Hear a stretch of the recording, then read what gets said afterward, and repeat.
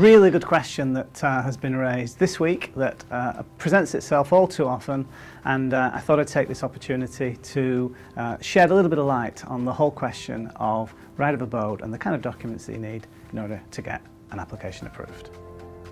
What happens if I'm unable to provide copies of my tenancy agreements? I never thought I'd still be here for 7 years, so every 2 years or so I get rid of old documents, that is bank statements and tenancy agreements, utilities and the like. And also for years 3 to 7 I was living with my ex-partner, so the tenancy agreement was in his name or his employer's name. So what can I do? Will utility bills be enough?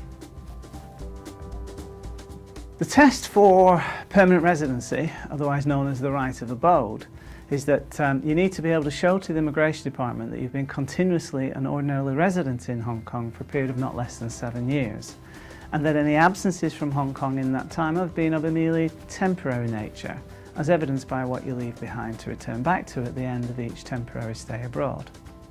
And there's certain documents that the Immigration Department are looking for that sort of anchor you in Hong Kong throughout all of that time. And if you can produce those documents, if you can't come up with the other sort of ancillary type of paperwork, then it doesn't really sort of matter that much. So the key documents are back-to-back residence visas throughout the entire 7 years claimed, and also consistent series of tax filings. So the Immigration Department can see that you've been engaged with the Inland Revenue Department throughout all of those 7 years, which again speak very clearly to the fact of your ordinary residence in Hong Kong. The Immigration Department will also, as part of the application due diligence, look to see where you've been spending your time, so that if you've spent an extended period of time outside of Hong Kong, particularly on a consistent basis, you may be asked to provide information about what was happening in your life at that time. But insofar as tenancy agreement and utility bill copies go, it's normal that documents get lost. We move homes, we don't think about keeping a consistent pattern of documentation that will speak to 7 years continuous residence.